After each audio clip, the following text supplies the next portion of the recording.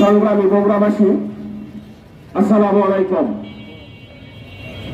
প্রিয় ভাই, প্রিয় বগুড়াবাসী, মনে অনেক কষ্ট, অনেক জ্বালা।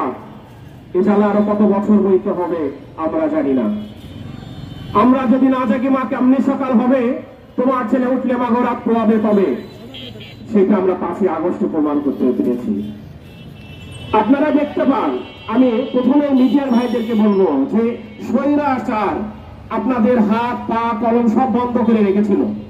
এখন তো আপনারা মুক্ত, অন্তত এখন আপনাদের জায়গা থেকে প্রতিবাদ করার সময় এসেছে। আপনারা দেখেছেন ইন্ডিয়ার মিডিয়াগুলো বাংলাদেশকে নিয়ে কতটা গুজব ছড়াচ্ছে। আমরা চাই বাংলাদেশের সমস্ত মিডিয়া সেই সমস্ত জবাব বাংলাদেশ থেকে দেওয়ার ব্যবস্থা করুক। এই জন্য মিডিয়ার ভাইদের প্রতি আমার একান্ত অনুরোধ। আপনারা দেখেছেন আজকেও এই ইন্ডিয়া, এই ভারত আমার দেশের সোনার ছেলেকে সীমান্তে পঞ্চগড়ে হত্যা করেছে।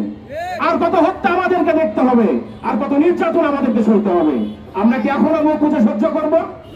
আমরা মুখ বুঝে সহ্য করবো না। কিন্তু এই সংবাদগুলো এই দেশের মানুষের কাছে কারা পৌঁছাবে? এই দায়িত্বটা আপনাদের।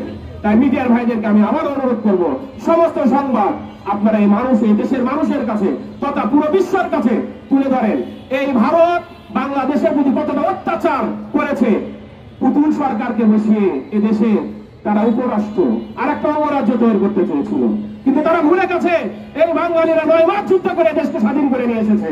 তারা ভুলে গেছে এই বাঙালিরা এই ভিতরে থাকা, আপনার বাড়িতে যদি কোনো শত্রু থাকে তাকে দমন করে অনেক কষ্ট হয়, কিন্তু এই বাঙালিরা যারা ফেসবুকে আসক্ত, মোবাইলে আসক্ত, যারা ভেবেছিল এই দামাল ছেলেদেরকে কোনো কাজ হবে না, তারা এই স্বৈরাচারের পতন ঘটিয়ে প্রমাণ করে দিয়েছে। এই দেশের জন্য, এই দেশের মাটির জন্য আমরা এক বিন্দু ছাড় দিতে রাজি নাই।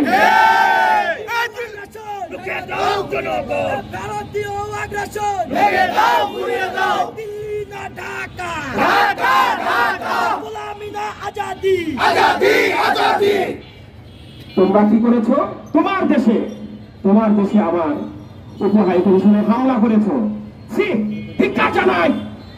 মমতা ব্যানার্জি বলে যে তোমরা বাংলাদেশে শান্তি মিশন থেকে সৈন্য পাঠাবা। আমি বলতে চাই মমতা ব্যানার্জিকে, তুমি তোমার দেশে আমার রাষ্ট্রদূতকে নিরাপত্তা দিতে পারো নাই, তাই আমার দেশের আগে তোমার দেশে সেই শান্তি মিশনের লোক প্রয়োজন।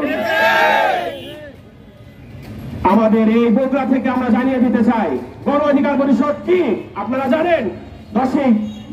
যে সময় বিভিন্ন বলেছিল যাকে অনেক নির্যাতন 10 দিনের রিমান্ডে নেওয়ার পরে নির্যাতন থেকে বের হওয়ার পরেও বলেছিল আর 10% ধাক্কা দিলে এই সরকার থাকবে না।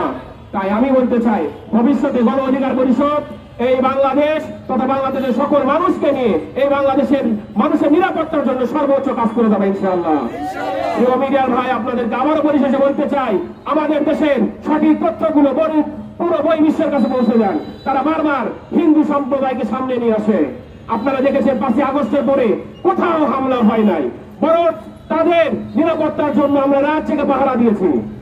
আমি হিন্দু ভাইদেরকে বলবো, আমি সনাতন ধর্মের ভাইদেরকে বলবো, ইসকন কোনো ধর্ম না, ইসকন একটি সংগঠন, আর বাংলাদেশ ইসকন একটি জঙ্গি সংগঠন। আপনারা যারা সনাতন ধর্মের লোক আছেন তাদের কাছে অনুরোধ করবো, ইসকনের ফাঁদে আপনারা পা দেবেন না। ওই স্বৈরাচার মোদী সরকার আর স্বৈরাচার হাসিনা যে ষড়যন্ত্র বাংলাদেশকে নিয়ে করতেছে, আপনারা সেই ষড়যন্ত্রের পা দেবেন না।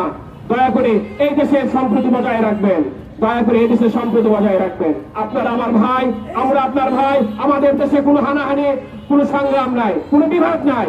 আমরা ঐক্য চাই, শান্তি চাই।